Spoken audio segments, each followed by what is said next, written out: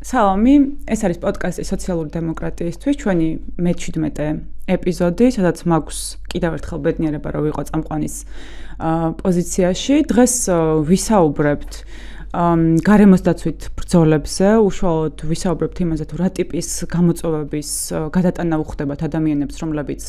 თავიანთი მიწაწყლისთვის იბრძვიან, ქვეყნის გარემოს იცავენ და თავიანთ საცხოვრებელ გარემოს იცავენ მათ შორის და ერთ-ერთი მთავარი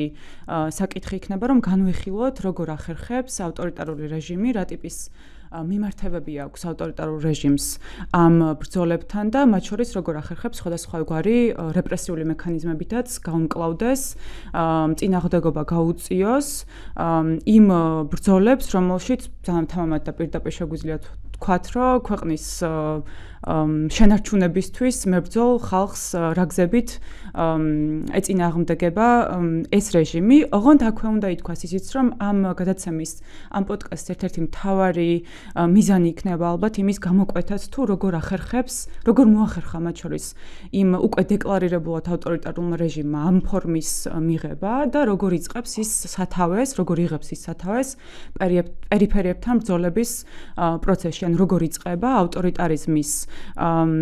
გამოვლინებებს, როგორ ვაწყდებით პერიფერიული ბრძოლების შემთხვევაში ამ სიტყვის უფრო ფართეგაგებით და ამასაც ნელ-ნელა ჩავშლით. დღეს ჩვენი სტუმრები და მასპინძლებიც იქნებიან მოძრაობის წევრები ეკა წოწორია, კინოდოკუმენტალისტი და ლინა ღვინიანიძე, დამოუკიდებელი მკვლევარი და ანთროპოლოგიის დოქტორანტი. ორივე მუშაობენ სწორედ აი ამ საკითხებზე, მათ შორის თავიანთი პირადი სხეულებრივი გამოცდილებებითაც ჩართულები არიან ამა თუ იმ საპროტესტო წინააღმდეგობის კერაში და ერთად მგონია, რომ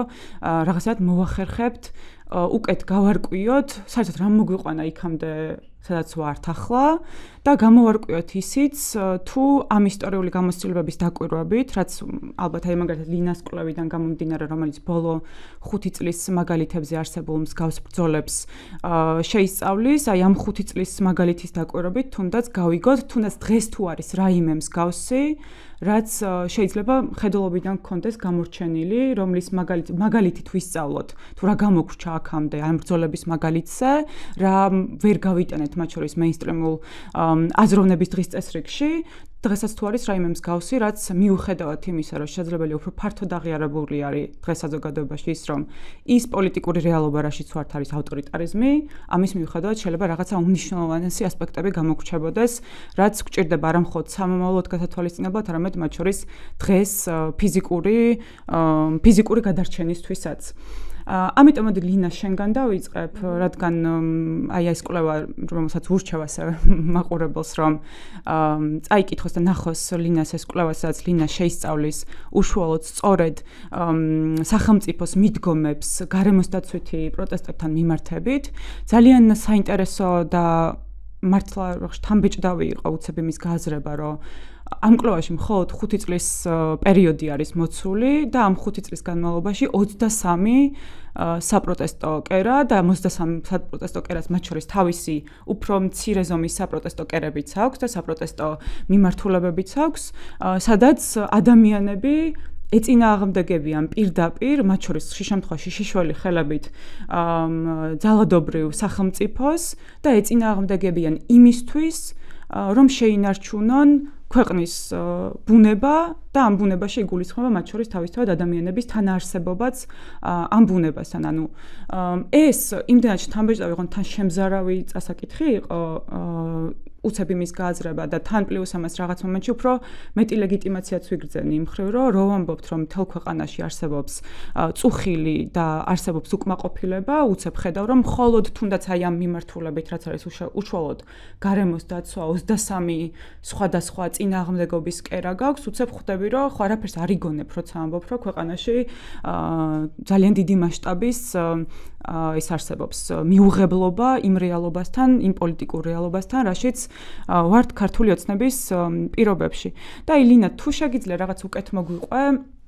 როგორ ერთი გაგვაცნო უკეთ თავად ეს წინააღმდეგობების კერები, რისთვის იბრძვიან ეს ადამიანები, რას ეწინააღმდეგებიან და რაღაცნაირად ერთად განვიხილოდეს თუ ამ მაგალითებით როგორ რა ტიპის სახელმწიფო სტრუქტურას თან გვაქვს საქმე, რა ტიპის სახელმწიფო სტრუქტურას შეგვიძლია დავაკვირდეთ თავად ამ კერებთან მიმართებით. მოგესალმებით, მივესალმები მსმენელს ჩვენი პოდკასტის. ზოგადად როცა ვსაუბრობთ ავტორიტარიზმზე და ამის განხილვა გვინდა გარემოს დაცვითი წინააღმდეგობების კონტექსტში, ხო? ჩვენ დღეს ამოცემულობაში ჩვენ შემდგარ დამდგარ ავტორიტარიზმში ვლაპარაკობთ. ეს არის უკვე გაფორმებული ფაქტი, თუმცა ალბათ მეტი დრო რომ მოგვეცემა, იმიტომ რომ ხა ეს წინააღმდეგობაში ვართ და ძალიან ცოტა არის მაინც ფიქრის და ანალიზის დრო. ალბათ ძალიან ბევრი დაიწერება როგორ დადგა ავტორიტარიზმი, როდის, რა ფორმით, ხო? თუმცა დღესაც შეგვიძლია რაღაცეებზე ვილაპარაკოთ, თუნდაც იმისთვის რომ გავიაზროთ, რომ ეს არ არის რაღაცა პროცესი, რომელიც ძალიან მოკლე დროში შეიძლება მოხდეს. როცა ადამიანებს ვეკითხები ხოლმე ჩემს ირგვლივ, აი თქვენთვის როდიდან იწყება ათვლა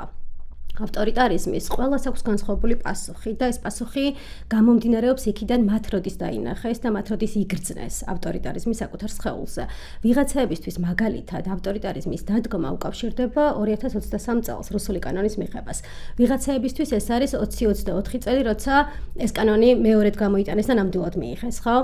ვიღაცაებისთვის ეს არის არჩევნების გაყალბება და მისი დამდგარი შედეგი, ვიღაცისთვის არის 28 ნოემბერი, როცა ავტორიტარიზმი გაცხადდა და გაცხადდა კიდევ უფრო მეტი ვიდრე ავტორიტარიზმია, თუმცა ეს კვლევა, რომელზეც თათია შენ საუბრობდი, ეს არის სოციალური სამართლიანობის ცენტრის კვლევა, რომელზეც მე ვიმუშავე. ეს კვლევა, რომელიც შეისწავლის ბოლო 5 წლის მანძილზე გარემოს დაცვითი წინააღმდეგობის გამოცდილებებს, აჩვენებს, რომ ავტორიტარიზმი გარკვეული სოციალური ჯგუფებისთვის ბევრად ადრე დადგა, იმიტომ რომ მათ ბევრად ადრე იგრძნეს ის ნიშნები და ეს მხოლოდ ნიშნები არ იყო გაცხადებული პოლიტიკა, რომელიც ქართული ოცნების პირობებში ბევრად ადრე ამ ადამიანების მიმართ გამოიცადა, დაიტესტა და დღეს უკვე მას აქვს ყველასთვის მონოლითური სახე და ალბათ ჯერ კიდევ არიან ჯგუფები, რომელსაც ეს ხელი, ესე მძაფრად ჯერ კიდევ შეიძლება შეხებული არ აქვს, ხო? როცა ვლაპარაკობთ აი გარემოს დაცვით წინააღმდეგობებზე, ალბათ მნიშვნელოვანია ვთქვათ, რომ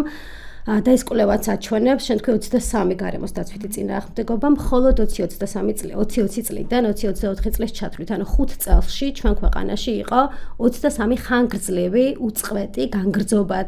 განგრძობადი ფიზიკური ფორმით გამოხატული გარემოს დაცვითი პროტესტი. და ალბათ ჩვენ მაყურებლისთვის მნიშვნელოვანია ვთქვათ, რა ტიპის პროტესტებზე არის საუბარი. ეს არის წინააღმდეგობები, რომელიც ყველა შემთხვევაში დაიბადა არა ექსპერტულ ან პროფესიულ წრეებში, ეს არის წინააღმდეგობები, რომელიც დაიბადა ადგილობრივ საზოგადოებებში და ესენი არიან ადამიანები, რომლებიც იბრძვიან საკუთარი მიწისთვის, საკუთარი წყლისთვის, ჰაერისთვის, საკუთარი საარსებო გარემოსთვის და მეტიც რაღაც ეგზისტენციალური საკითხია ძალიან ხშირად მათთვის საკუთარი ტყის, საკუთარი მდინარის თუ კანიონის დაცვა. ესენი არიან ადამიანები, რომლებმაც და ალბათ მაყურებელს ახსოვს ძალიან ბევრი ესეთი წინააღმდეგობა და სახელები, რიონის ხეობის მოძრაობა, ბალდის წინააღმდეგობა გურიაში, ქვიშახრეშის წინააღმდეგობა ჭიათურაში, შუქრუთში და ასე შემდეგ. ეს არის ძალიან ბევრი წინააღმდეგობა, როგორც რურალურ, ასევე ურბანულ სივრცეებში, თბილისში, ბათუმში, ფოთში, რუსთავში. ანუ ეს არის მთელი ქვეყნის მასშტაბით განფენილი მნიშვნელოვანი სოციალური შინაარსის პროტესტები, რომელიც რაოდენობა და ეს უწყვეტობა რაღაცასზე მიანიშნებს, ხო? იმიტომ რომ წინა 10 წელში ჩვენ ასეთი რაოდენობის სოციალური წინააღმდეგობები გარემოს დაცვითი მიმართულებით არ გქონია, ეს ასევე მიანიშნებს იმაზე, რომ ამ პერიოდში ხელისუფლება იწყებს ინტენსიურ ათვისებას რესურსების და რესურსების მოპოვება და მასზე ვიღაც ჯგუფებისთვის წვდომის მიცემა ხდება მთავარი პოლიტიკური პრიორიტეტი, რაც აწყდება ძალიან მნიშვნელოვან გარემოს დაცვით წინააღმდეგობებს იმ საზოგადოებებში, რომელსაც ეს პროექტები პირდაპირ შეეხება და ანადგურებს მათ საარსებო გარემოს. ამიტომ ეს ინტენსიფიკაცია, ხო ეს გაძლიერება, გამძაფრება არის სახელმწიფო პოლიტიკაზე პასუხი საზოგადოებებისგან, რომელსაც შეიძლება პროტესტის გამოცდილება მანამდე არც ქონია და ისინი დგებიან ამ გამოწვევის წინაშე. ეს კვლევა მნიშვნელოვანია იმ აზრითაც, რომ და ზოგადად ჩვენი დაკვირვება და ალბათ ეს უნდა იყოს გაკვეთილი რაღაცნაირად, თორსა ვამბობთ, რომ ეს ავტორიტარული ნიშნები და პოლიტიკაც მე ვიტყოდი, რაც ჩანს გარემოს დაცვით პროტესტებში და დაიწყო ბევრად ადრე, ვიდრე 2023 წელია, როცა ჩვენ დავინახეთ, გამოგვიცხადეს სხვადასხვა ავტორიტარიზმი ეს მნიშვნელოვანი გაკვეთილი უნდა იყოს ჩვენთვის, რომ სწორედ სოციალური პროტესტების და ესეთი მარგინალური, პერიფერიული პროტესტების, ან პროტესტების, რომელსაც პერიფერიულობა მიეწერება, ხო, სწორედ აქ გამოიცდება და აქ ჩანს პირველი ნიშნები, რომელიც არ შეიძლება რომ გამოვტოვოთ. იმიტომ რომ ავტორიტარული რეჟიმები, რომელიც ამ მომავალს ხედავენ საკუთარ პოლიტიკურ პროექტად, ამის გამოცდას იწყებენ ყველაზე სუსტ ჯგუფებზე, პერიფერიულზე, როგორც ჩვენ თქვი, ასევე queer თემი მაგალითად ამის ძალიან კარგი მაგალითია, ხო? ყველაზე სუსტი ჯგუფი, რომელსაც ბევრად ადრე დაინახა ავტორიტარიზმი, საკუთარ ტყავზე ბევრად ადრე იგრძნოეს და ჩვენ საზოგადოებამ ეს რაღაცნაირად ცხადად ვერ დავინახეთ, რომ მას ესეთი გაფართოების პოტენციალი ჰქონდა. გარემოსდაცვითი წინააღმდეგობები ამიტომ არის საინტერესო, რომ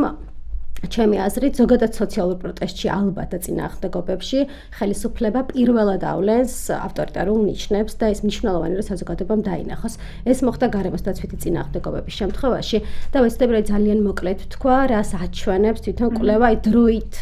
წრფეზე, ესე ვთქვათ. ძალიან ცოტა კვლევა არის გარემოსდაცვით პროტესტებზე, თუმცა რა კვლევებიც გვაქვს, მაინც აჩვენებს, რომ გარემოსდაცვითი წინააღმდეგობები 2017 წლამდე ასეთი ტიპის პრობლემებს არ აწყდებოდა ხელისუფლების მხრიდან. 2017 წლამდე კვლევები აჩვენებს, რომ ადამიანების სხვა ის ადამიანები, რომელიც ამ პროტესტებში არიან ჩართული, სხვა ტიპის მიმართებაზე საუბრობენ ხელისუფლების მხრიდან. მაინც ჩანს დემოკრატიის ილუზია. ცდილობა რომ საზოგადოებას ხელისუფლება ელაპარაკოს და ეს იცვლება ცხადად 2018-2019 წლიდან.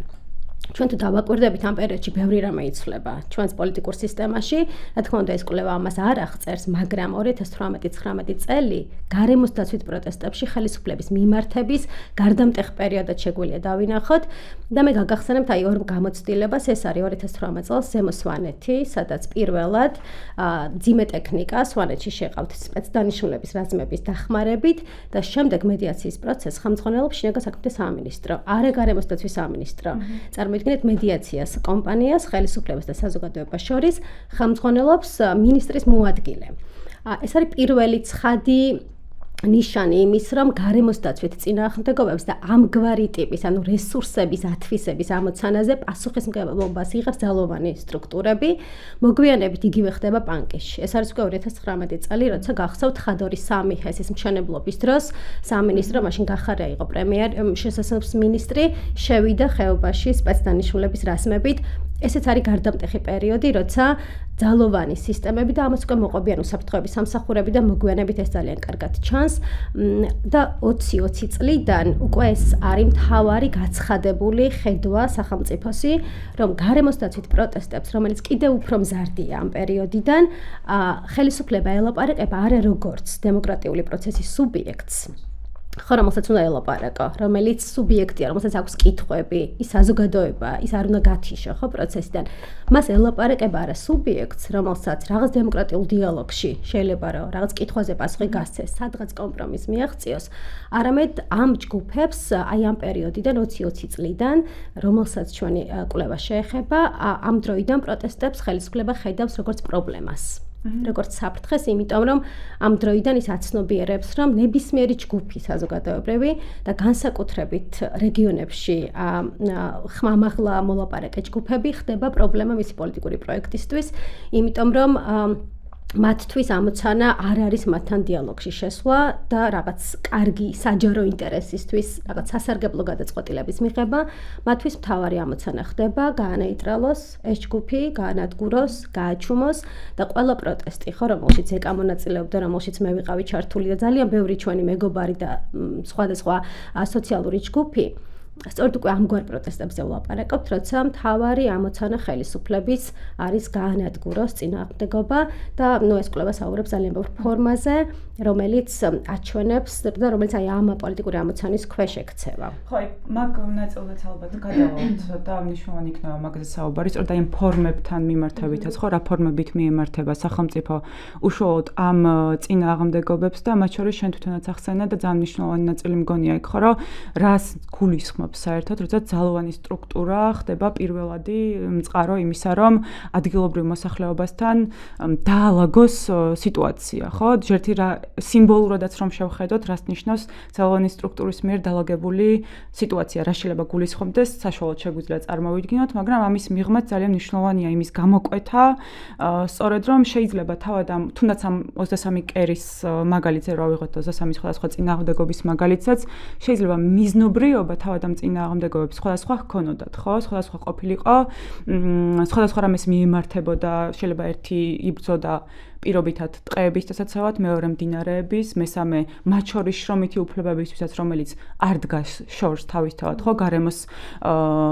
დაცვის საკითხებიდან, მაგრამ თავად მიდგომა სახელმწიფოსი რაღაცნაირად მაინც ერთგვარად საერთოა. შეიძლება ეს მიდგომა იყოფოდეს ეტაპებად და შესაძლებელია ამ ეტაპებში სხვადასხვა გვარი ტიპის სახელმწიფოს ვხედავდეთ მათ შორის, თუმცა მიდგომა თავად ამ პროტესტებთან მიმართებით მიუხედავად იმისა, თუ რას ითხოვს ეს ხალხი, არის საერთო და მათ შორის მთავარი ნაწილი, რაც აერთიანებს ამ მიდგომას, არის ის, რომ პირველადი ნაწილი, სადაც ინფორმაციის მიწოდება არის სახელმწიფოს ვალდებულება გამოტოვებულია. ანუ ადგილობრივი მოსახლეობა ფაქტობრივად გარკვეული ტიპის ინფრასტრუქტურული პროექტი იქნება გასხვესებული მდინარეები თუ ტყეები, ამის შესახებ ინფორმაციას იგებს პოსტფაქტუმ. და ამ კვლევაშიც იყო ძალიან მართლა საგანგაშო ინტერვიუები და ნამუნარიდი, მაგალითად როგორ გაიგო ადამიანმა, რომ თავისი საცხოვრებელი გარემო, მათ შორის თავისი ეზოც შეიძლება უნდა შესრულიყო რადიკალურად და ეს გაიგო სატელევიზიო გადაცემიდან, მაგალითად გაიგო გარკვეული ინტერვიუდან, რომელსაც მაგალითად კახაკალაძე აძლევდა ამა თუ იმ პროპაგანდისტულ მედიას. და ხო ეს გამოცდილებები, რომელსაც ახლა შენ საუბრობ, არ არის გამონაკლისი, ეს ძალიან მნიშვნელოვანია, ხო? 23-ვე შემთხვევაში, ანუ ჩვენ შეგვიძლია ვთქვათ, რომ ეს არის სახელმწიფო პოლიტიკის ნაწილი, როცა გათიშვა საზოგადოების არის და ეს არის ავტორიტარიზმის ერთ-ერთი ნიშანიც, ხო, რომ საზოგადოება აღარ არის ის, ვისაც შენ შეიძლება მოусმინო, ვინ შენ შეიძლება ჩართო და თუ ვინმე ამის შემდგომ ახერხებს ლაპარაკს წინააღმდეგობას, მას ჭირდება უკვე რეპრესია, მისთვის უნდა გამოიყენო დევნის და სხვადასხვა ტიპის ინსტრუმენტები, ამიტომ გაუცხოვება საზოგადოების გათიშვა, ხო, გარემოს დაცვის წინააღმდეგობაში და ამაზე წინააღმდეგობას მერე უპასუხო რეპრესიით და სხვადასხვა ძალადობრივი მეთოდებით, ხო? ეს არის ის ლოგიკა, რომელზეც დგას ავტორიტარიზმი და რომელიც გარემოს დაცვის წინააღმდეგობაში ამ ფორმით ვლინდება, მართლაც საგანგაშოა, როცა ვლაპარაკობთ ადამიანებზე, რომლებიც ცდილობენ გაარკვიონ რა დაიმართება მათ ხეობას. რა დაემართება მათ ტყეს, ისინი არიან აბსოლუტურ გაურკვევლობაში, არავინ ამ ინფორმაციას არ აძლევს და წარმოიდგინეთ, რომ ჩვენ თუ დედაქალაქში რომელიმე წინააღმდეგობის შესახებ გავიგეთ და ამ ადამიანების ხმა ჩვენამდე მოვიდა, ეს ნიშნავს, რომ ამ ხალხმა გაიარა ქარტეხილები იმისთვის, რომ ეს ხმა ჩვენამდე მოიტანა და გადარჩენილი იყო როგორც წინააღმდეგობა, ეს ადამიანები ყვებიან ძალიან დიდ ადმინისტრაციულ ბიუროკრატიულ ბარიერებზე, როცა ისინი ვერ იღებენ ინფორმაციას, ანუ ვერ იგებენ ვინ არის პასუხისმგებელი, იღებენ უნდობლობას,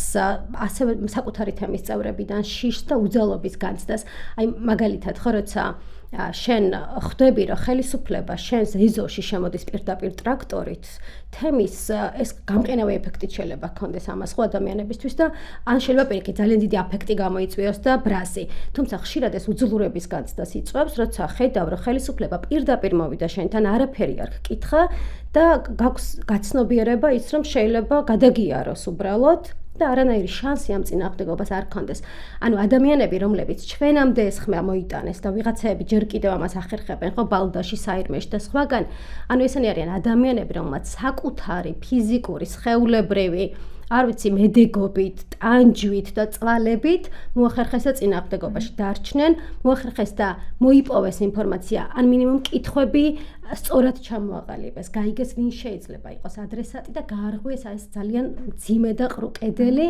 რომელიც განსაკუთრებით გეოგრაფიულად შორსმყოფ რეგიონებს აშორებს დედაქალაქთან.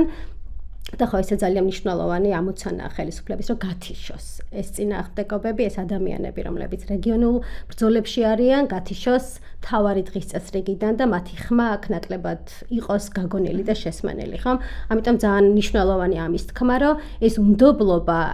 ამ ადამიანების დატოვება გაურკვევლობაში და უძალობაში არის პოლიტიკის ნაწილი და ეს მეორდება ყველა გარემოსდაცვითი წინააღმდეგობის დროს. და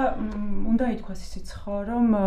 მიუხედავად იმისა, რომ ეს გადაცემა უშუალოდ ეს პოდკასტი შეეხება ზუსტად აი ამ გარემოსდაცვით წინააღმდეგობებს, რაც გეოგრაფიულად მათ შორის უფრო გეოგრაფიულ პერიფერიას გულისხმობს, ეს შემთხვევას აი პერიფერიისადმი მიდგომა და მათ შორის ის დაშვებაც, რომ სავარაუდოდ აი ამ დაკვირვებებიდან გამომდინარე ავტორიტარული გამოვლინებები უფრო მეტად პერიფერიებში გვხდება, ამ წინადადებაში მაინც და მაინც მხოლოდ გეოგრაფიული ნაწილიც არ მოიაზრება და ილინამაც რასაც ხაზი გაუსვა, რომ ეს გათიშულობაც მათ შორის არა მხოლოდ გეოგრაფიულ კომპონენტს, არამედ სწორედ აი ამ პერიფერიულობას უკავშირდება, რომ შეიძლება კონკრეტული ადამიანების, კონკრეტული ჯგუფების გამოცდილებები, მიუხედავად მათი საცხოვრებელი გარემოსი, შეიძლება ისინი ცხოვრობდნენ რეალურად ცენტრში, თუმცა მათი გამოცდილებები იმდენად გათიშული არის საზოგადოების დანარჩენი ნაწილის გამოცდილებებიდან, რომ ამ გამოცდილებებზე ფაქტობრივად შეიძლება არც კი გვსმენია, ესეც დასაშვებია სრულიად, ხო? ამის ერთ-ერთი თვალსაჩინო მაგალითია სწორედ ქვერ ადამიანების გამოცდილებების, თუმცა ესეც არ არის მხოლოდ ერთადერთი მაგალითი, უბრალოდ ერთ-ერთი ყველაზე ცხადი მაგალითია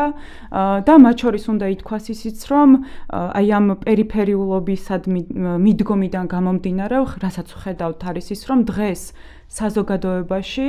საზოგადოების უფრო ფართე მასშტაბში ძალიან რთული ხდება, კიდევ უფრო და უფრო რთული ხდება იმაზე საუბარი, თუ რატომ შეიძლება იყოს მნიშვნელოვანი იგივე ვთქვათ გარემოსდაცვით საკითხებზე საუბარი იქიდან გამომდინარე, რომ იმდენად ამ გათიშულობამ და ეს გათიშულობა არ არის ორ დღეში დამდგარი რეალობა და არც ორ წელიწადში, ხო ეს არის წლობით ნაწარმოები რიტორიკის შედეგი საბოლოოდ და ამ რიტორიკაზეც პასუხისმგებელი სწორედ სახელმწიფოა, ქართული ოცნება. ამ რიტორიკიდან საბოლოოდ რასაც ვხედავთ არის ის, რომ ამ გათიშულობამ პერიფერიული გამოცდილებებისადმი რაღაც მომენტში ბევრად უფრო რთული გახადა ის, რომ ეს გამოცდილებები შემოიტანო ისევ ყოველდღიურ დღის წესრიგში და მათ შორის ცხადი გახადო ის, რომ ის ყოველდღიური დღის წესრიგი, რომელიც მათ შორის ავტორიტარულ რეჟიმთან წინააღმდეგობასაც შეიძლება გულისხმობდეს, თავის თავში უკვე მოიაზრებს, რომ რაღაც ტიპის საერთო გადაკვეთის წერტილები ძალიან დიდია. ძალიან დიდია გადაკვეთის წერტილები, თუნდაც მხოლოდ იმ მიმართულებით, თუ როგორ მოგვემართება სახელმწიფო მაშინ, როდესაც უკმაყოფილების გამოხატვის სურვილი გვაქვს და ალბათ ამ მხრივ ძალიან მნიშვნელოვანი იქნება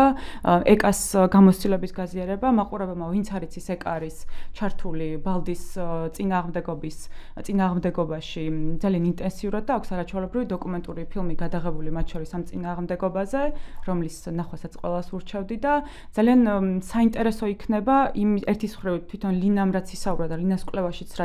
რასაც ვაწყდებით ამ მხრივ ბალდის მაგალითით განვიხილოთ ეს და მათ შორის ვისაუბროთ იმაზე, თუ როგორ მიემართება სახელმწიფო დღეს თან მით უმეტეს იმ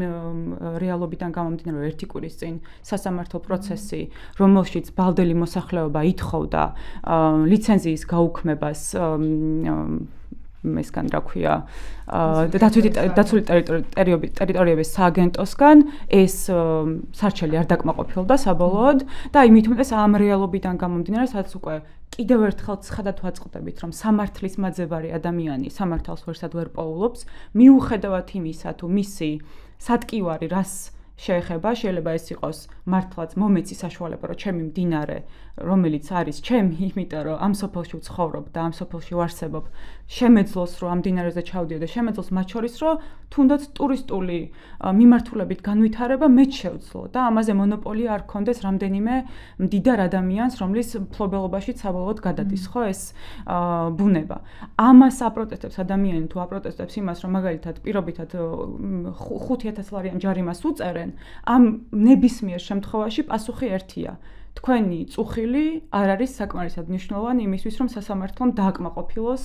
ეს წუხილი და ამ მხრივ მნიშვნელოვანი იქნება და ალბათ მოგვესმინა ეკას გამოცდილებები და უშუალოდ ბალდის მაგალითზე განგვეხილა თუ როგორ მიემართება სახელმწიფო ბალდელებს მათ პროტესტში. მივესალმები მსმენელს. პირველ რიგში მე მაინც ძალიან ისეთი გულმხურვალე მხარდამჭერის პოზიციიდან ვისაუბრებ ბალდაზე, იმიტომ რომ შეიძლება მსმენელმა არ იცის, რომ ადგილობრივი მოსახლეობა არის აქ მაინც აქტორი, რომელსაც 700 დღეზე მეტი არის რა თავისი სხეულით აქვს გაჩერებული დამანგრეველი პროცესი.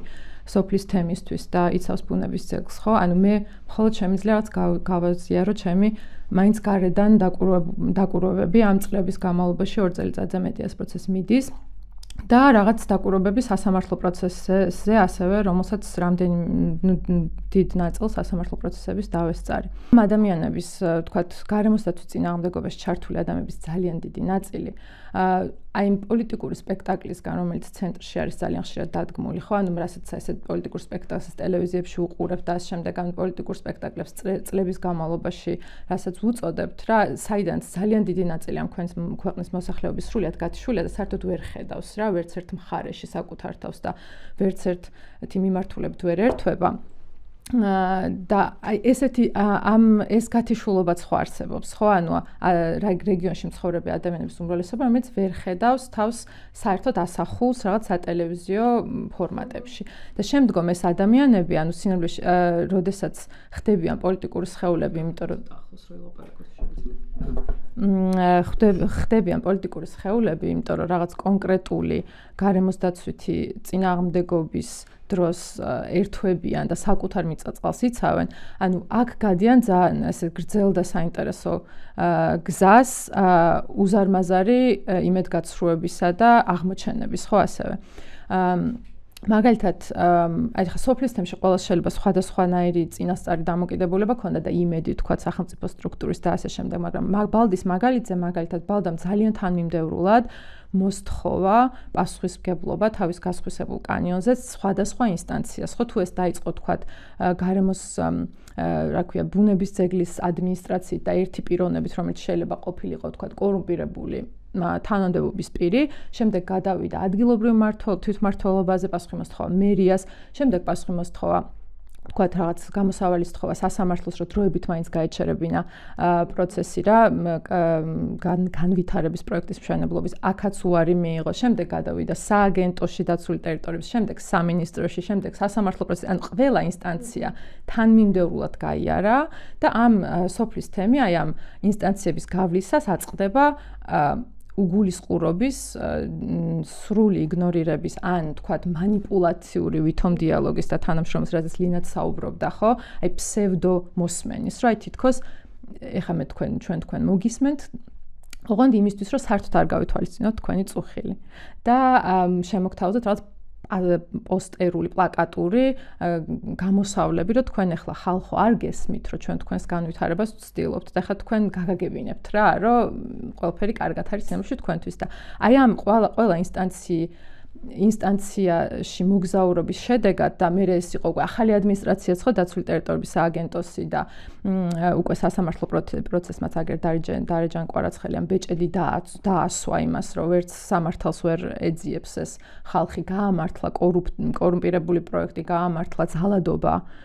ინვესტორის მხრიდან ადგილობრივებზე და ბუნების ძეგლის განადგურებაც თავისთავად და რა მესიჯი უნდა მიიღოს, ხო, აი ამ პროცესის გავლის შემდეგ ადგილობრივმა ადამიანმა, ბალდელმა ადამიანმა რა,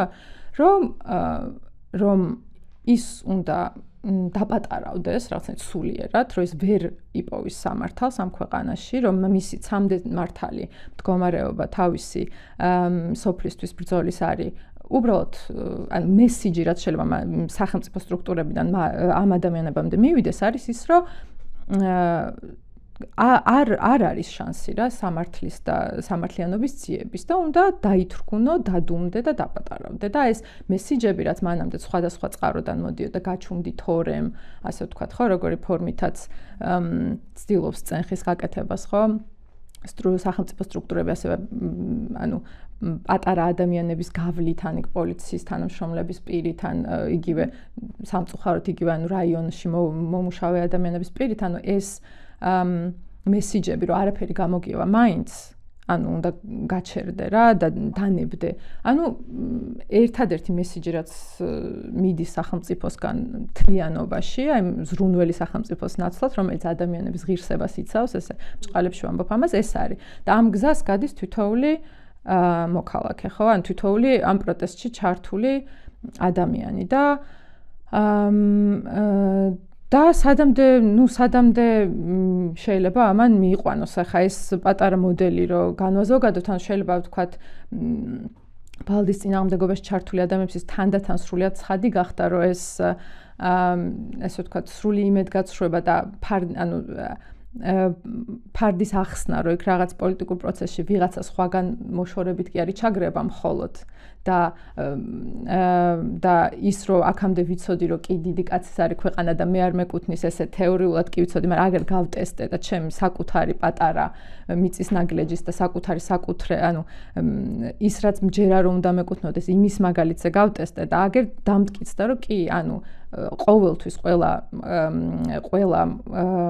სტრუქტურა ამ სახელმწიფოში იქნება დიდი ბიზნესის და ბობოლა ვიღაცების მხარეს, რომელიც შეეცდება მე გამძარცვოს და მე ამის წინააღმდეგ ვერაფერს ვერ გავაკეთებ. ეს ხო არის ცენტრალური მესიჯი ავტორიტარული წყობის, რომ აი ადამიანის სრულიად უფლებრივი შეზღუდვა ხდება უკვე საკუთარ ესე კანზე გამოცდილი რა სოფლის მოსახლეებისთვის და აი ეგ პარადოქსიც რა, როცა ადამიანებს ესაუბრებიან და ესეც განმეორებითი არის, ხო, ყველა სახალხო წინააღმდეგობის კერაზე, რომ მე შენ განვითარებ, და სწორედ მან დგება სამწუხაროდ და ძალიან პარადოქსულად ეს გამჭვირვალობის საკითხი, რომ აი მართლა თუ მან ვითარებ და თუ მოდიხარ იმისთვის, რომ ჩემთვის კარგი მინდა, რატო აკეთებ ამას ჩემს ზურგს უკან, ხო? ყველა მაგას კითხულობს, ხო? რომ რატო არ აკეთებ ამას გამჭვირვალედ, თუ არ მძარცვავ, რატო უშვებ ყველგან ერთი და იგივე შეცდომას. ვითომ შეცდომას რა, რომ არაფერი არ იცის ადგილობრივმა მოსახლეობამ, რაღაცეები წყდება იქ სახელმწიფო სტრუქტურასა და ვიღაც ბიზნესმენებს შორის, რომელსაც განვითარება უნდა საკუთარი ბიზნესის განვითარება, ამას ეს დაირქვა სახელი, რომ ადამიანები ანვითარებენ საკუთარ ფულს. ხო, ძალიან და ხო, ეხლა ბალდის შემთხვევაში მით უმეტეს აგერ ყოფილი თანამდებობის პირი და რა ქვია, დაცული ტერიტორიების სააგენტოს თავმჯდომარე ბიჭები მორიგდნენ რა ბიზნესმენი და ეს ადამიანი მორიგდნენ ერთმანეთში მოიტანა ერთმა რუსეთიდან ფული და გადაწყვიტეს რომ დასავლეთ საქართველოს ტერიტორიების დაცული ტერიტორიების დიდი ნაწილი უბრალოდ ჩაიჯიბონ და დაადონ ასე ვთქვათ სალარო აპარატი და ასე განავითარო საკუთარი ბიზნესი ხო და ეხა იქ რომ საკუთარი ჯიბედა აქ რომ ადამიანების საკითხვა სვამენ რომ კი მაგრამ რანაირი განვითარებაა ეს და ვის ვანვითარებთ აქ აწყდებიან აი ამ რაღაც მართლა манипуляციურ, ან პირველ ეტაპზე აწყდებოდნენ ხო ამ манипуляციურ პასუხებს, რომ აი თქვენ არ გესმით და თქვენ რო გესმოდეთ, ჩვენ კარგი გვინდა და ასე შემდეგ ხო, მაგრამ მერე ეს თავის თავზე მეტყველი ხდება. ხა მაგალითად ერთი მაგალითი უბრალოდ მართლა არ მოვიწყდება აი სასამართლოს ხდომიდან აი ამ განვითარებაზე და სუვერენულ მოქალაქეზე ფიქრისას, რომ დაცული ტერიტორიების სააგენტოს ერთი წარმომადგენელი ბალდის სასამართლოს ხდომაზე დასკვნითის წინა სასამართლოს ხდომა იყო როგორ გადაიხარა და ცოტნე თვარაძეს ეუბნება, რომ რა პრობლემა გაქვთ განვითარებული კანიონის შესასვლელში ხო შეგიძლიათ თქვენი პროდუქტი გაყიდოთო რა? უზარმაზარი უხერხულობა იყო მართლა მინდოდა მიწა გამსკდომოდა ამ ადამიანის ნაცვლად ჯერ იმის სრული ვერ გაცნობიერებით ვის ელაპარაკება საერთოდ რა ოთახის მეორე მხარეს და ბალდელებით სავსე დარბაზში ვის ესაუბრება და მე რამდენად მეტყველი იყო აი ეს ერთი პატარა კომენტარი საერთოდ სახელმწიფო მიდგომაზე და პოლიტიკაზე რომ რას ნიშნავს როგორ წარმოუდგენიათ ქართველი ხალხის განვითარება რა რეგიონში და ჩემი უზარმაზარი პატივისცემა გარემოვაჭრეებს, რა თქმა უნდა, მაგრამ ამ თითოეულ ადამიანს ვისაც უწევს ესე არჩევნს ოჯახი, მაგრამ ეს ამაზე ვინმე ოცნებობს, რომ აი ეს მაგალითად სახელმწიფომ ბალდელს უთხრას, რომ და რა პრობლემა გაქვს, რატო ვერ მოისვენე, რატო არ ხარ კმაყოფილი, რა დაჯექი შესასვლელში გაყიდე შენი პროდუქტი, სანამ აგერ ვიღაცა ბობოლა ბიზნესმენი შენი სოფლის უწმინდეს ადგილზე ფულს გააკეთებს და შენი ვეღარ ჩახვალ. და აი ეს სინამდვილეში როგორი უთვალსაჩინოესი მაგალითია როგორ ხედავს რა სახელმწიფო საერთოდ სუვერენულ მოქალაქეს როგორი უნდა რომ ქართველი მოქალაქე საქართველოს მოქალაქე იყოს მომსახურების სფეროზე აღარ ვლაპარაკობ იმის მიღმა გასული რა ანუ მომსახურების სფეროში რომ ვიყოთ ყველანი ხო ამთი რა თქმა უნდა კმაყოფილები უნდა ვიყოთ და რა ვიცი მადლობა ვთქვათ მაგრამ აი რამდენად როგორი არის ხედვა რა, რომ ეს შემთხვევითი წამოწდენად შეიძლება არ არის. ეს არის სახელმწიფოს ხედვა, რომ ეს ხედავს ღირსეულ მოქალაქეს საქართველოს სოფელში. მათ შორის ალბათ ესე ხედავს და პლუს ამას რა არის ის მაქსიმუმი, რომელსაც განვითარების სახელით თავაზობს და აი ამ ეს ბალდა არის ერთ-ერთი კონკრეტული მაგალითი იმ მთელი მანკიერი წრისა, რომელიც არაერთგან გვინახავს. აქამდე ეს 23 წინააღმდეგობა რო ახსენეთ, 23-იც არის ნაწილი. ხო, ანუ ესეც არ მოიცავს სრულად ყველა იმ წინააღმდეგობებს, რომლებიც მართლა იმ მიწაწყლის დასაცავად ქონია ქვეყანაში უახლოესი ისტორიული პერიოდის განმავლობაში და ბალდის აი ეს მაგალითს და ეს საშინელი ისტორიაც რაც ახლა მოყევიეკა, მგონია რომ მანდაც ერთის მხრივ ერთგვარი საერთო შეიძლება გამოიკვეთოს აი ამ კერებს შორის, ხო? ერთი მეთოდოლოგიურად აი ეკამაც ახსენა რომ სხვადასხვა მეთოდებით, მათ შორის როგორ ხდება საახლობლო წრეების მოსინჯვით, ამ საახლობლო წრეებში მე რაღაც ადამიანის ამორჩევით, რომელიც იქნება ასე ვთქვათ, სიტყვის მიმტანი, ზოგჯერ ეს სიტყვა შეიძლება იყოს მუქარი სიტყვა, ზოგიერთ შემთხვევაში პირიქით, ეს იყოს ერთგვარი დაპირება, რომელიც თავიდანვე იცი რომ არასოდეს არ ასრულდება, ზოგიერთ შემთხვევაში საერთოდ შეიძლება იყოს უბრალოდ მუდმივად წვეთწვეთობით იმის გამეორება, რომ აზრი არ აქვს. ბრძოლას, კეთილის მსურველი მოდის და გეუბნება, რომ ის რაისთვისაც ენერგიას ხარჯავ, ეს ენერგია უბრალოდ ჰაერში გაფანტული ენერგია, თუმცა ეს არის ერთ-ერთი ეტაპი, ძალიან უხეშად ეტაპობრივად რომ დავყოთ, როგორ მიემართება ხოლმე სახელმწიფო მსგავსი ტიპის წინააღმდეგობებს, ეს არის ერთ-ერთი ეტაპი აი ამ პერიოდიკაში, ასე ვთქვათ, რომ მოვხაზოთ, ხო? და შეიძლება ისიც ითქვას, რომ დღეს უკვე რატომაც ვამბობთ, რომ ეს არის მაგალითები, საიდანაც ხედავთ პირველად გამოვლინებებს ქართული ოცნების როგორც ავტორიტარული რეჟიმის, თამამად შეგვიძლია ვთქვათ, რომ დღეს უკვე როცა მან სრულად მოახერხა ის, რომ ეჩვენებინა, რომ მას შეუძლია იყოს ავტორიტარული ძალა, დღეს ეს მიდგომა უკვე აღარ არის მხოლოდ პერიფერიულ პროტესტებთან მიმართებით, არამედ ნებისმიერი პროტესტის პერიფერიზაციას უფრო მეტად ისახავს მიზნად. რა ნებისმიერი პროტესტი, რომელიც მათ შორის შეიძლება იყოს ქალაქის ცენტრში, შუაგულშიც, ამის მიმართაც ზუსტად იგივე ტაქტიკებს იყენებს და ცდილობს ის მისთვის ნაცნობი სქემა შექმნას, უკვე რომელიც აქამდე უკვე არაერთგზის აქვს მოსინჯული უშუალოდ პერიფერიულ და ძალიან კონკრეტულ მაგალითზე გარემოსდაცვით წინააღმდეგობებთან მიმართებით. და ეკამ რაც ახსენა ეგ არის ძალიან მნიშვნელოვანი. ერთი საერთოდ როგორც განვითარებას რას თავაზობს, ხო, სახელმწიფო, რომელიც თავიდან ცდილობს, რომ აი ამ განვითარების იდეით შთააგონოს ადგილობრივები. თუმცა, მაშინ როდესაც ის ხელს ჩაიქნევს, რომ ადგილობრივებმა ვერ გაიგეს ეს განვითარება რა იყო, არ ნიშნავს, რომ მას ეს სათქმელი გამოტოვებული აქვს, მაგალითად პროპაგანდის ენისგან, ხო, პროპაგანდა ისევ იგივენაირად ელაპარაკება დანარჩენ საზოგადოებას და იგივენაირად ცდილობს დანარჩენ საზოგადოებას დააჯეროს, რომ უბრალოდ ადგილობრივ მოსახლეობას არ ესმის რა იყო ეს განვითარება, თორე სინამდვილეში განვითარება უნდა სახელმწიფო, აბა სხვა რა შეიძლება უნდოდეს. ელიტების სხვა შორის თანხმდებიან. ზუსტად ეს არის. აი მაგალითისთვის სულ ცოტა ხნის წინ მქონდა ერთ-ერთ ოპოზიციურ ტელეარხზე ჟურნალისტთან დებატი ფაქტობრივად იმაზე ნამოხვანის წინააღმდეგობასთან მიმართებით, სადაც ძალიან რთული იყო იმ სათქმელის მიტანა,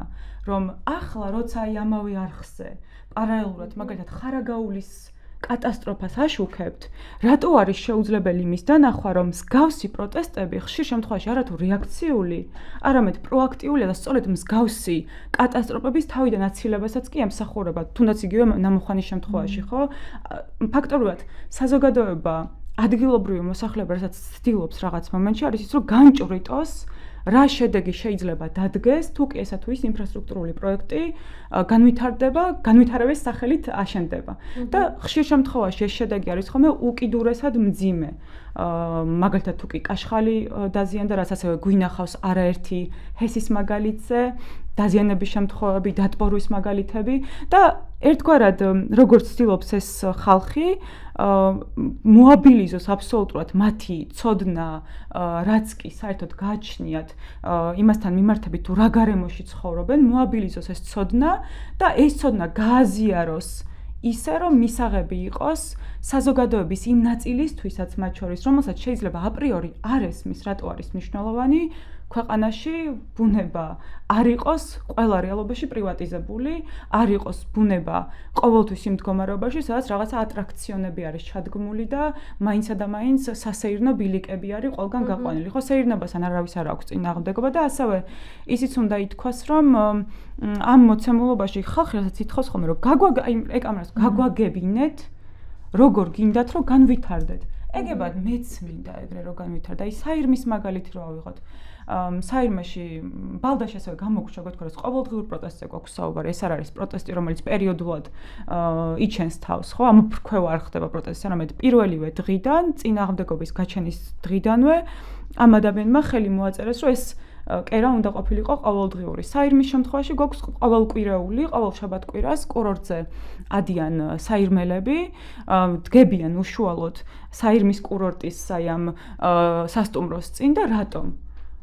ესე იგი, აქ რას ვხედავთ საირმის მაგალითზე რა, მამას მოვიყვან უცებ როგორც მომენტ, რომ რაღაც კატასტროფული მაგალითია. ერთის მხრივ მამაპაპეული მიწები ამ ადამიანებმა მაშინ როდესაც მარტივი გახადა თავად სახელმწიფომ, რომ მამაპაპეული მიწები დაედასტურებინათ, თავიანთ დაემტკიცებინათ. ამ ადამიანს ეს იყო 2020 წელი, თუ სწორად მახსოვს, ეს ადამიანები მივიდნენ, ნახაზები მიიტანეს, მოწმეები მიიყოლეს თან, რომლებიც ადასტურებენ, რომ ნამდვილად ამ მიწაზე ცხოვრობს ესა და ეს გვარი, დაუმტკიცეს. всё, მორჩა ეს იყო თავი და ბოლო. მაგრამ რატომ შემოვიდა კერძო ბიზნესმენის ინტერესი, რომელსაც სურს, რომ რაღაცა თავისი პირადი მეურნეობა განავითაროს ამ ტერიტორიაზე და ეს მიწები თუ კი არ იქნება მის საკუთრებაში, მაშინ სავარაუდოდ მოუწევს, რომ გეგმა შეცვალოს, ან ნაკლებად მომგებიანი გახადოს თავისი ბიზნეს გეგმა, მაშინვე სახელმწიფო მოდის და ამ ადამიანებს ადგილობრივ მოსახლეებს ეუბნება, რომ თქვენ თაღლითობით დაიმტკიცეს ეს მიწები. კი, მე კი დასტური მოგეცი, როგორც სახელმწიფო, მაგრამ თქვენ თაღლითები იყავით, როცა მე მომატყუეთ საერთოდ, რომ ეს მიწა შეიძლება და თქვენი ყოფილიყო და ფაქტობრივად თან ეს ადამიანები რას ამბობენ? აი განვითარებაზე თუ ლაპარაკობთ. ეს ადამიანები ამბობენ, რომ სინამდვილეში მე ეს მამაპაპეული მიწაც რატომ მინდა? მე მაქვს ჩემი მეურნეობა, მაგალითად, რომელიც ასევე მეც მინდა განვავითარო და ეს მიწა მჭირდება ამისთვის. იგივე ტურიზმიც, მე პრობლემა კი არ მაქვს, რომ ტურიზმი განვითარდეს, მაგრამ რატო არ უნდა შემეძლოს მე რომ ამ ტურიზმით რაღაც მომენტში მეც ვიხეირო? ხო, რატო არ უნდა შემეძლოს? პატარა კოტეჯი ჩავდგა, სადაც მეც გავაქირავებ. თუ მაინც და მაინც ეს არის ყველაზე მაქსიმუმი, რასაც სახელმწიფო თავაზობს, როგორც ეკონომიკური განვითარების პროექტად. მაშინ მეც მინდა ამაში ჩართული ვიყო და მაინც და მაინც თემურ კოხოძის სასტუმროში მიმდენად კი არ მუშაობდე, იმიტომ რომ ეს არ არის ერთ-ერთი, რასაც სახელმწიფო უნდა მთავაზობდეს, ხო, არავის არ უნდა თავისი ცხოვრების განმავლობაში, რომ ეს იყოს ერთადერთი სამუშაო დასაქმების სივრცე, რომ რესტორანში იმუშაოს, როგორც მომსახურე პერსონალმა, ხო? მაგრამ ამის იქით თუ არაფერს არ მთავაზობ საერთოდ, მაშინ შენი განვითარების საერთოდ რა შეიძლება დავიჯერო, ხო და აი ამ ნაწილშიც აი ლინა შემოგვეხიდა რაღაცნაირად, იმიტომ რომ კიდევ უფრო ესე სრულფასოვნად შეგიძლია გვიჩვენოს სწორედ ამ კვლევის მაგალითით. ერთის მხრივ თუ ყოფილა გამონაკლისი, ესეც მნიშვნელოვანია, თუ ყოფილა გამონაკლისი, სადაც სახელმწიფო მართლა რაღაც ისეთ განვითარების თუნდაც იმედს თავაზობს ამ საზოგადოებას, რომ აი ამას რო გაყოლოდა ეს საზოგადოება და წინააღმდეგობა არ გაჩენილიყო, რაღაცა დადებითი ამონაგები შეიძლება და ამაში აი თუ ყოფილა თუნდაც ერთი გამონაკლისი და ეგებ გადავაფასოთ თუნდაც ეს განვითარება და მეორე მხრივ ალბათ ეგეც თუ შეგიძლია რომ გაგვიზია რომ აი ეკარასაც საუბრობდა მიდგომები სახელმწიფოს ეს რეპრესიული აპარატი როგორ მუშაობს ხოლმე სქემა რა არის რასაც მიყვება ძირითად შემთხვევებში. ხო, რაც შეხება პირველ კითხვას, ბოლო წლების გარემოსდაცვით გამოცდილებაში და სახელმწიფოს მიდგომებში ესეთი ტიპის გამოცდილება არ გქონია, თუმცა გქონია გამოცდილება, როცა პროტესტმა ნაწილობრივ მიაღწია წარმატებას, თუ შეგვიძლია ამას წარმატება დავარქვათ, ანუ რაღაცაზე შეთანხმდა სახელმწიფოსთან, თუმცა თუ დავინახავთ რა შემთხვევებში მოხდა ეს. ეს მოხდა ერთის მხრივ იმ შემთხვევებში, როცა ამ წინააღმდეგობამ ჩამოაღწია ცენტრამდე, ის გახდა მთავარი საკითხი პოლიტიკური და საზოგადოებრივი დღის წესრიგის, რაც აჩვენებს იმას, როგორი მნიშვნელოვანია ეს კავშირები, ხო, ცენტრსა და პერიფერიას, სხვადასხვა წინააღმდეგობებს შორის და მეორე შემთხვევაში ეს იყო შემთხვევები, როცა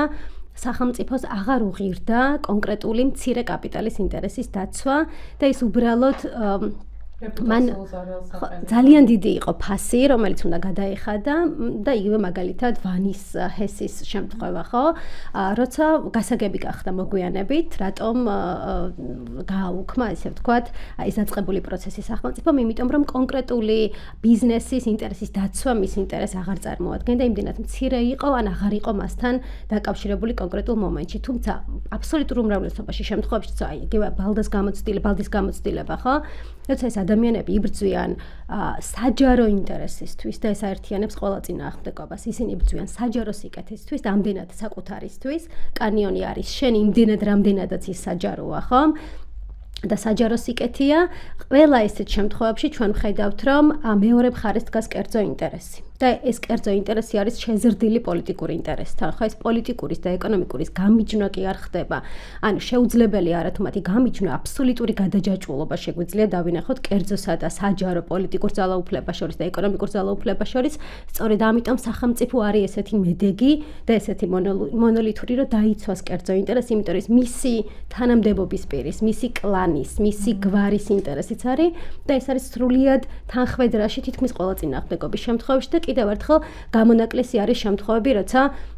უბრალოდ აღარ უღირდათ მცირე ბიზნესის დაცვა.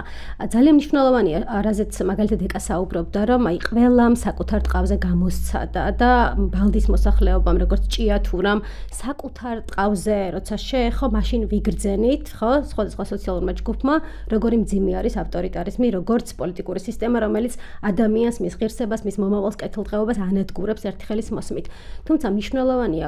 გავიაზროთ ისიც, რომ ეს არის ქართული ოცნების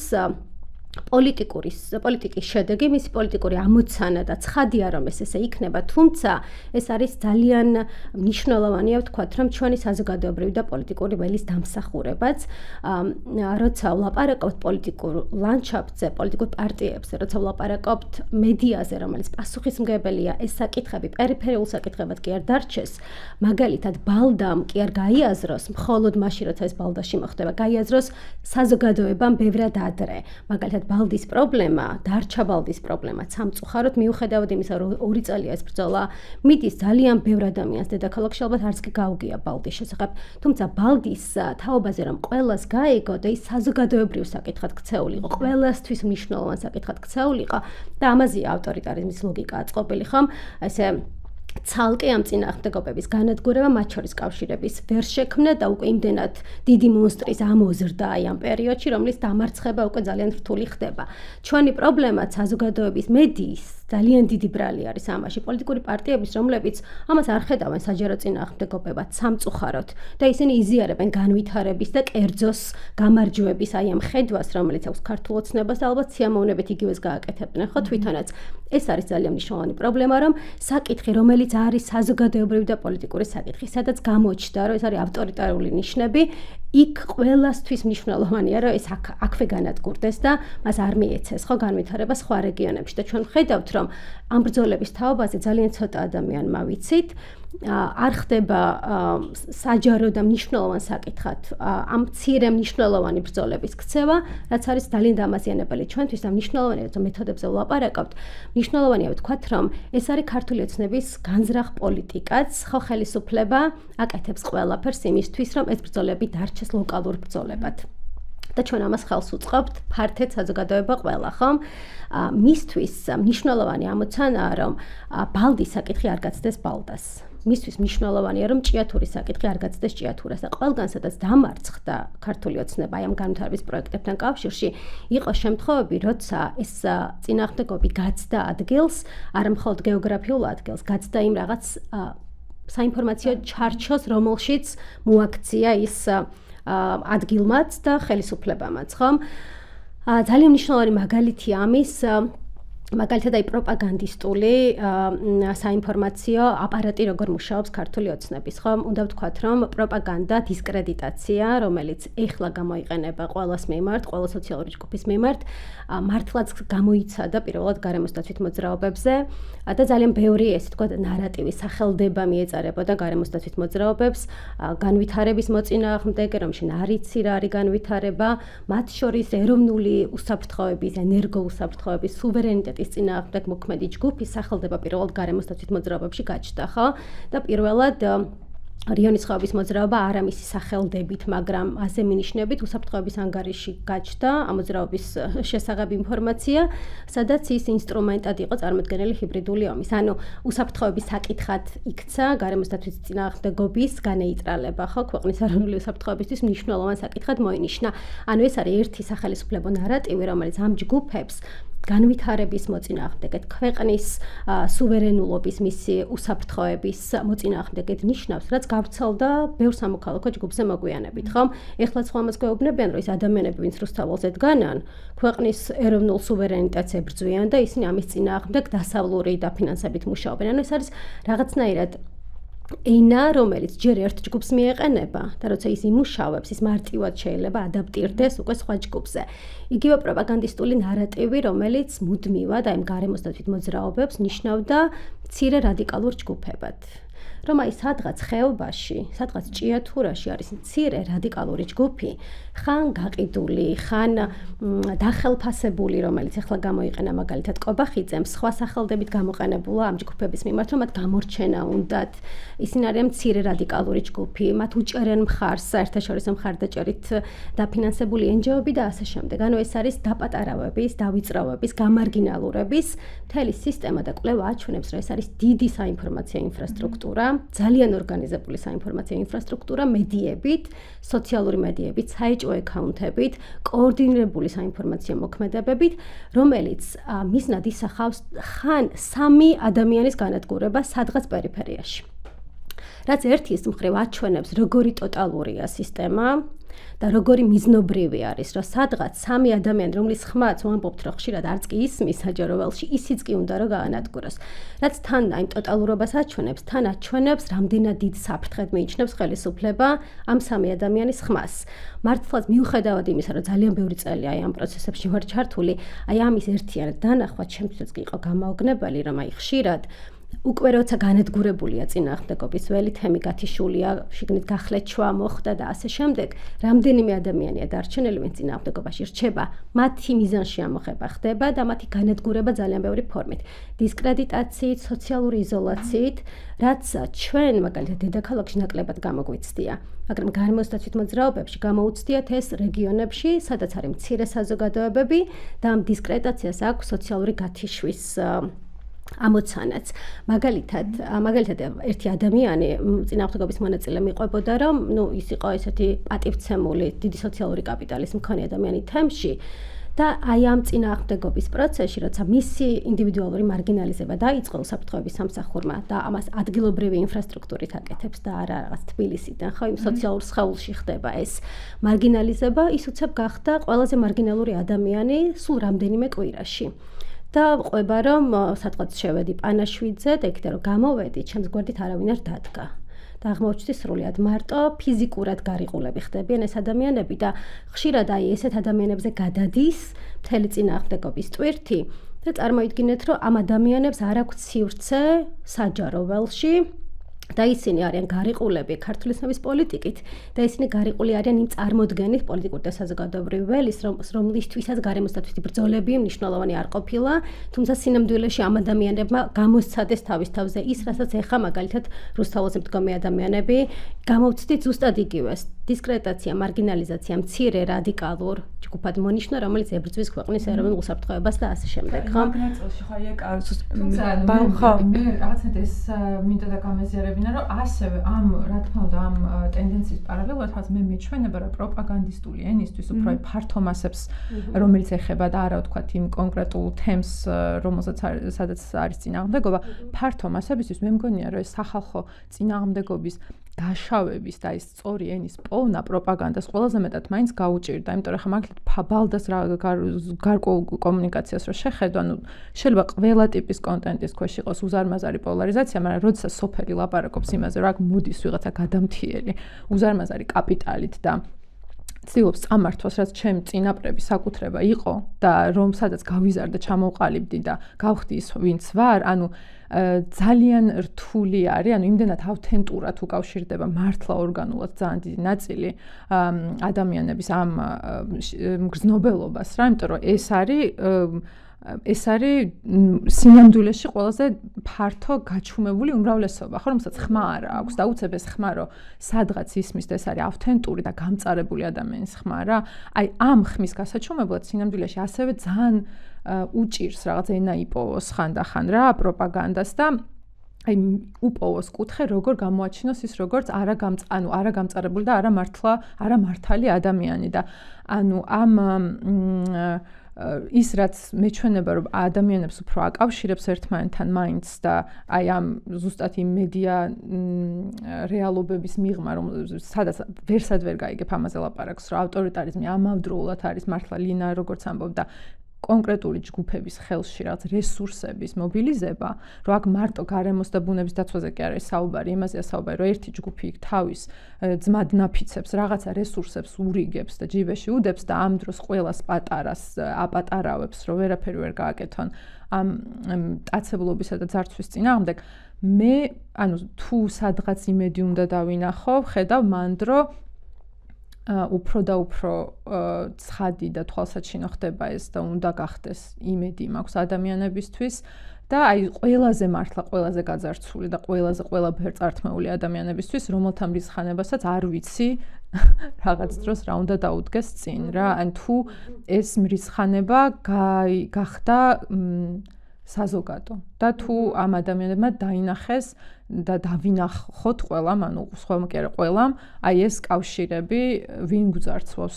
სინამდვილეში და რა სახელით და რა შეფუთვით რა. ბოლოსკენ კი უნდა წავიდოთ, მაგრამ აიკა მინდა რომ ჩაგეკითხო რაღაც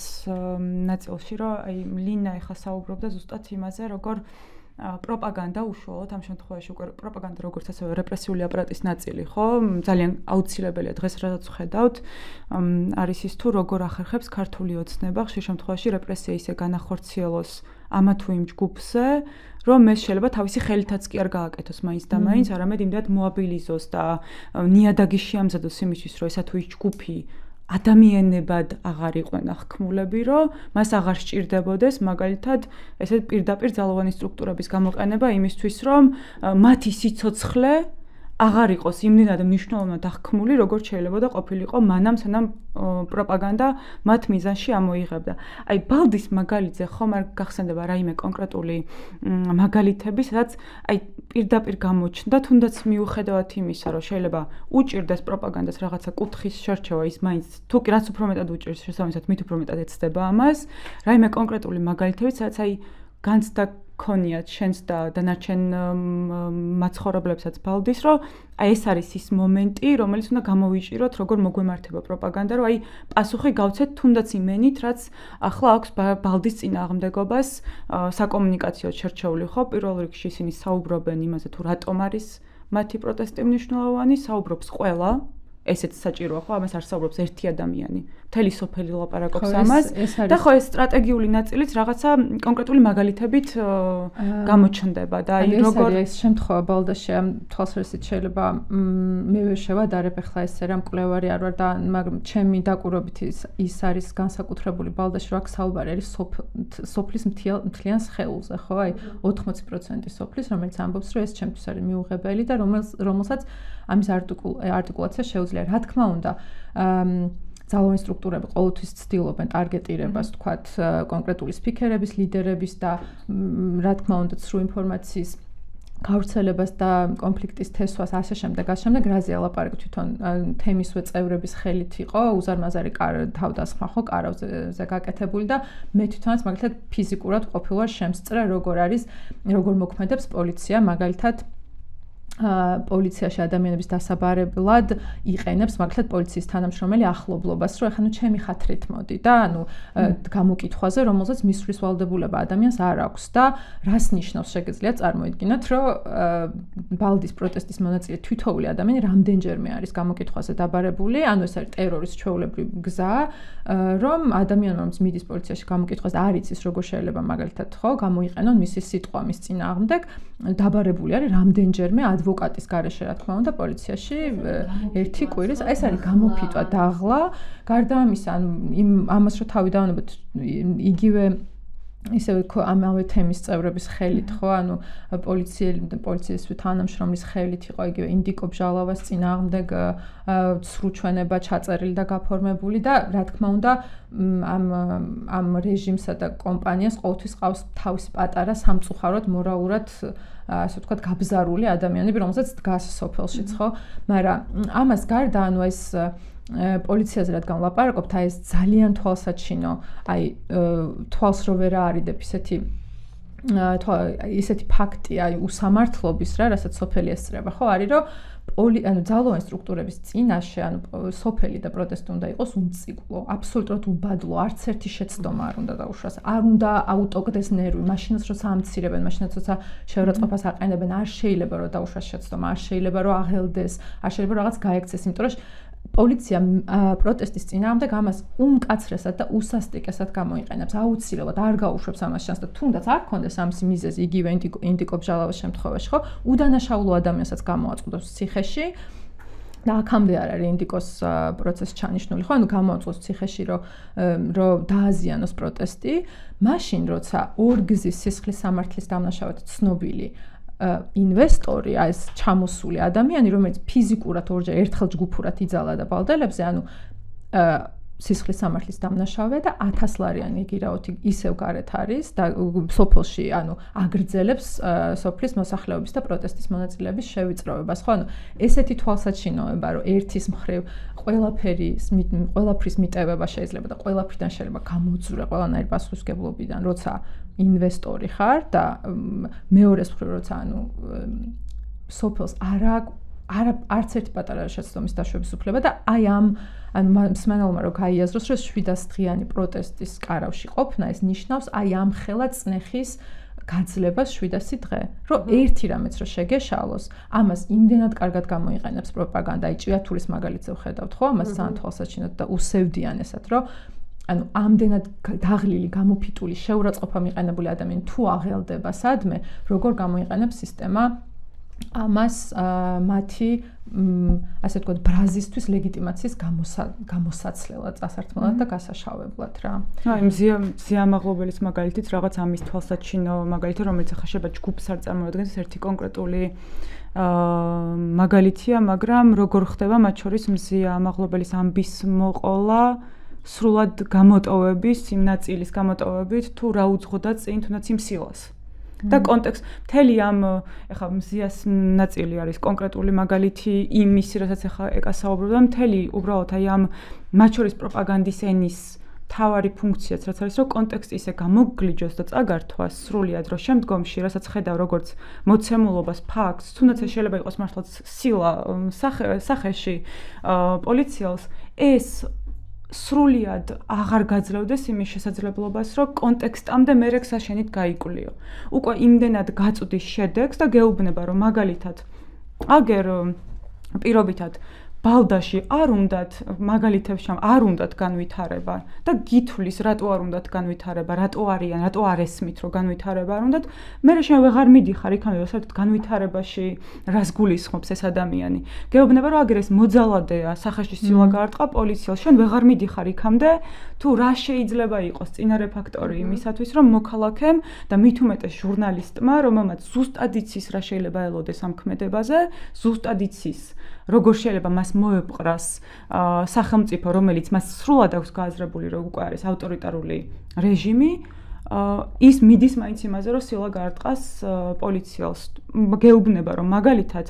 აი ეს ადამიანები არიან მართულები deep state-ისგან მაგალითად და შენ უკვე აღარც გიჩენს თუნდაც იმის ინსტინქტს, რომ გამოარკვიოს საერთოდ deep state-ი რას ნიშნავს. რას გულისხმობს ამაში, როცა გეუბნება, რომ ეს deep state-იდან მართული მარგინალიზებული პატარა ჯგუფია, რომელიც ყველაფერზე წავა იმისათვის, რომ თავად ჩაიგდოს ხელში ძალაუფლება და იმ კონტექსტს არასოდეს მოგაწვდის, რომ მთელი ამ დროის განმავლობაში სხვადასხვა რეგიონებში, სხვადასხვა მათ შორის გამოწვევებით, თუმცა საბოლოოდ ერთი მიზნით, რომ რაღაცნაირად შეინარჩუნო შენი სხეული, შეინარჩუნო შენი ყოფა ამ ქვეყანაში და შეძლო დარჩე ქვეყანაში, ისე რომ ელემენტარული საცხოვრებელი პირობები გაგაჩნდეს ისევ, ამ ყველაფერზე არაფერს არ გეტყვის. საერთოდ და მხოლოდ ინფორმაციას მოგაწვდის იმაზე პროპაგანდა თავად თუ კი მოგაწოდა ოღონდ ესეც მნიშვნელოვანია ხო შეიძლება საინფორმაციო ველში საერთოდ სელექციურად ამოარჩიოს ის რაც მისთვის საინტერესოა და საერთოდ არაფერი გითხრას მაგალითად ბალდის პროტესტზე სიტყვა არ დაძრას რადგან ლინა შენც ამბობდი ხო თუ კი მისი ტაქტიკა არის ის რომ შორს დადგეს და მაქსიმალურად ეცადოს რომ უგულებელყოს ეს როგორც პროტესტი, მაშინ ის არც საინფორმაციო ველში არ შეიტანს ამას მაინც და მაინც. ან თუ შეიტანს მხოლოდ ადგილობრივზე ფიზიკური კონტაქტით, ვიღაცის მიგზავნით, როგორც შენ ამბობდი, ვიღაცის ნაცნობობის წარმოჩინების და ასე შემდეგ. ხო, რაღაც შეჯამებისკენ წავიყვან, თუ კი რამე არის, რის დამატებაც გინდათ, ბარემ თუ გინდათ, ხა განვიხილოთ ერთად და მე უკვე თავს ვეცდები რომ ბოლოსკენ მოკლედ ვიტყვი, როცა ვლაპარაკობთ უგულებელყოფაზე, ხო, როგორც ძალიან მნიშვნელოვან მეთოდზე არ შემჩნევა ადამიანების გათიშვა, მათი კითხვების არ მოსმენა, თითქოს ეს წინააღმდეგობა არც კი არსებობს, ხო? თვების მანძილზე ეს ეპყრობა ხოლმე სახელმწიფო წინააღმდეგობებს, თუმცა მეორეს მხრივ ჩვენ საუბრობთ და აღწერთ ყველა წინააღმდეგობის შემთხვევაში ძალიან დიდ სახელმწიფო აპარატს, რომელიც ხედავს ამ წინააღმდეგობას ნიუანსურ დონეზე. იცის დინამიკა, იცის სოციალური კონტექსტი, იცის ყველა ადამიანი, რომელიც ამ წინააღმდეგობაში არის ჩართული და მთელი სახელმწიფო სისტემა მუშაობს არა განვითარებისთვის, არა იმ სახელმწიფო და საჯარო ამოცანების მიღწევისთვის, ხო, რომელსაც სახელმწიფო უნდა ემსახურებოდეს, არამედ მთელი სისტემა მიმართულია თან ერთის მხრივ საჯაროდ არ შეიმჩნიოს წინააღმდეგობა და მეორეს მხრივ გაანადგუროს წინააღმდეგობა და ააშენოს მისი განადგურების ეს ინფრასტრუქტურა, რომელიც ძალიან ბევრ შრეზე მუშაობს, პროპაგანდისტული საინფორმაციო რეპრესიული უსაფრთხოების სამსახურებით, სოციალურ ველში და ასე შემდეგ. და ეს დიდ მოდელში, სახელმწიფოს ამ მოდელშიც უკვე სრულად ვხედავთ, როცა მთელი სახელმწიფო სისტემა, ყველა უწყება, მთელი ენერგია სახელმწიფოსი ნაცვლად იმისა, რომ საჯარო ინტერესებს ემსახურება და ემსახურება გაჩუმებას, ადამიანების, მათ გათიშვას, მათ დაშინებას და საბოლოოდ იმ წერტილამდე მისვლას, როცა აღარავინ აღარ იქნება, ვისაც შეიძლება გაბედოს და საკუთარ ქალაქზე, საკუთარ რაიონზე, უბანზე, საკუთარ შენობაზე, ეზოზე, ტყეზე ხმა მოიღოს და უბრალოდ ეს არ მინდა რომ ეს რაღაც ძიმე მომავლა დავსახო, მაგრამ როცა ვლაპარაკობთ, რომ ავტორიტარიზმი რაღაც ტიპის რესურსებზე დგას, უნდა ველოდოთ, რომ ეს პროცესი კიდევ უფრო მძიმე გახდება მომავალში და მე ველოდები, რომ კიდევ უფრო რთული გახდება ბრძოლა ბალდაში, კიდევ უფრო რთული გახდება ბრძოლა საირმეში, როცა ის მცირე მხარდამჭერი სისტემაც კი, რომელიც შეიძლება ამ ადამიანების გვერდით მცირე, მაგრამ არსებობდა, შეიძლება ესეც აღარ იყოს და მორღვეული იყოს და ეხლა ამ პროცესში ვართ, როცა ის მცირე ჯგუფებიც ნადგურდებიან, ხო? საზოგადოებრივი ორგანიზაციების, მცირე ონლაინ მედიების სახით, რომლებიც აშუქებდნენ ამ პროტესტებს. მე ხო ესეთი დროც, ანუ ვისასარგებლოდ მოქმედებს, ხო? ეს არის ადამიანის ცვეთადი დაღლილი სხეულები, გამოფიტული, ყველა გამოფიტული და კიდევ უფრო მძიმე რეალობაში შეიძლება შევიდნენ გარემოსდაცვითი წინააღმდეგობები და ყველა ტიპის წინააღმდეგობა, როცა უბრალოდ შეუძლებელი გახდება საერთოდ კითხვა დასვა, სწორედ ამიტომ არ ვიცი, ეს გაცნობიერება ალბათ ყველა მე მაინც მჯერა რომ ყველა ადგილას დამდგარია, თუმცა მას არ აქვს ის რაღაცა ერთიანი სხეული, რომელიც აი ამოხეთქვაზე, რაზეც შენ ამბობდი, ხო, რომ ოდესღაც შეიძლება ეს მოხდეს, ჯერ შეიძლება ესე არ არის, თუმცა ეს უკმაყოფილება მზარდია და შეუძლებელია მას არ კონდეს გამრცობა და გაფართოება, იმიტომ რომ ამას იწვევს და გამოიწვევს კიდევ უფრო მეტად ქართული ოცნების ავტორიტარიზმი მომავალში, რომელიც შეიძლება უფრო მძიმე და უფრო დრამატული და ბრუტალური გახდეს ძალიან ბევრი სოციალური ჯგუფის მიმართ. ხო. და ეს გარდა, ანუ ეს მაგალითად ეხლა როცა სულ ბოლო სასამართლოს გადაწყვეტილების გაცნობის შემდეგ მაგალითად მზიანიჭკია ბალდაში ამბობს, რომ აი რას მიზავენ, აი რომ დავდგები იქ და ან თუ ფიქრობს ახლა ვინმე, რომ ამითი დამთავრდა ჩვენი წინააღმდეგობა რა, აი ძალიან მაინტერესებს რომ დავდგები გზაზე და მოვიდნენ და გადამიარონ, გადამწიონ რა. ანუ ადამიანი როცა ამბობს, რომ თუ ჩემი სიმართლის ესე დაცვა მომიწევს, მე ამას გავაკეთებ და განაიქ ვინმეს ილუზია აქვს, რომ ვიღაცა არ არის ამის გამკეთებელი და რამე შეაჩერებს ანამ კომპანიას ან სახელმწიფოს, რომ ბუკვალურად გადაუაროს ადამიანებს რა და გადასწიოს თავის საცხოვრებელ ტერიტორიიდან. ანუ ეს ხო არის პროცესი, რომელსაც შეხედავს ხევი, რომელსაც შეხედავს ჭიათურა, რომელსაც ანუ ერთმანეთის ყურების ანაბარად დავრჩებით, ხო? რა ჩვენ ბუკვალურად როგორ აპირებენ რომ გადაგწიონ რაღაცა საკუთარი მიწიდან და საკუთარი სახლიდან და აი შემდეგ აი ამის ყურებაში არ ვიცი შეიძლება და აი ამ ყურების გაუსაძლისობაში შეიძლება რაღაცა დაიბადოს. სხვა შემთხვევაში მეც ვერაფერს ვერ ხედავ. ამით ხო. დავამატებ, აი ყურების სივრცე უნდა დარჩეს და ბუკვალურად საინფორმაციო არხები მნიშვნელოვანია, რაღაცა უნდა გადარჩეს იმისთვის, რომ რაღაცა ინფრასტრუქტურა უნდა გადარჩეს, ორგანიზაციები, მცირე მედიები, რომლებიც დაგვანახებენ, როგორ აკეთებს, ხო, ბალტის მაცხოვრებელი ამას და ჭიათურელი ამის დანახვა შეძლებს და აი ამის მორღვევაზე მუშაობს ახლა ქართული ოცნება. აი ამ რაღაცა ძალიან მცირე, ძალიან სუსტი არხების გათიშვაზე, რომელიც შეიძლება ერთადერთი იყოს, რაც მას პრობლემას შეუქმნის და კიდევ უფრო გაუგანიშნებია, რომ ნამეტანი დაუკრეფავში გადავედით დროის თვალსაზრისით და უნდა დავასრულოთ. ძალიან დიდი მადლობა ორივეს მონაწილეობისთვის. ხო, მეც რეალურად ნამდვილად ახლა რა ვთქვა, რომ ჰორიზონტზე განსაკუთრებული იმედით ვიყურებით თქვა რა, მაგრამ აქვე უნდა ითქვას ისიც, რომ დღეს როცა ვსაუბრობდით თუნდაც აი ამ ავტორიტარულ გამოვლინებებზე, დროითი კონტექსტის, რომელიც არ ყოფილა მაინც 2 წლის განმავლობაში, როცა გაცხადდა უკვე ავტორიტარული მიზნები ამ მართველი პარტიის, აქ არ გულისხმობთ მაინც და მაინც იმას, რომ ეს არის ყველაზე ჭკვიანი მართველი ფორმა, რომელიც სრულად იხელთებს აბსოლუტურად ყველაფერს და იმდენად დეტალურად აქვს ყველაფერი დაგეგმილი, რომ აი წლების განმავლობაში ეტაპობრივად აგურ-აგურ ისე აშენა, რომ საბოლოოდ აი გარდაუვალი იყო ის შედეგი, რაც დადგა. მე არ ვფიქრობ ნამდვილად ესე და ისიც გქონია, რომ ბევრი გაუმართლად ბევრი მხრივ, მათ შორის გეოპოლიტიკური თვალსაზრისითაც, მაგრამ რას ვამბობ ამით, რომ სინამდვილეში არაფერ ახალ ბორბალს არ იგონებს ქართული ოცნება იმ ავტორიტარიზმის ფორმით, რომელსაც ის გვთავაზობს და ყველა შემოთავაზებული ავტორიტარული ფორმა ისტორიის განმავლობაში გვინახავს დასრულებული ფორმითაც. ამიტომ ნამდვილად მიუხედავად იმ ტოტალური უძალობის განცდისა, რომელსაც შეიძლება თესავდეს ქართული ოცნება, გვინახავს ამ უძალობის დასასრულიც ისტორიის განმავლობაში და ამიტომ, რა ვიცი, მე ნამდვილად რთულად წარმომიდგენია საქართველოს იყოს ის ერთადერთი გამონაკლისი, რომელიც მით უმეტეს იმიტომ უფრო მეტად წარმომიდგენია რთულად, რომ მიუხედავად ავტორიტარიზმის ასეთი მძიმე ფორმებისა, რაც საკანონმდებლო დონეზე შეიძლება რუსეთშიც კი ნაკლებად გქონდეს ამ ბოლო კანონების მაგალითი წარმოდგენილი, ამის მიუხედავად საზოგადოება რომ რაღაც მომენტებში ემპათიურობის, საზოგადოებად ყოფნის შესაძლებლობას არ კარგავს, ამიტომ კიდევ უფრო რთულად წარმომიდგენია რაღაც მომენტში, რომ ეს ისტორიულად კარგად ნაცნობი ავტორიტარიზმის დასასრული ჩვენს მაგალითზე არ ვნახოთ. მადლობა მაყურებელს და მსმენელს ერთგულებისთვის მთელი ამ დროის განმავლობაში და შევხვდებით მალე.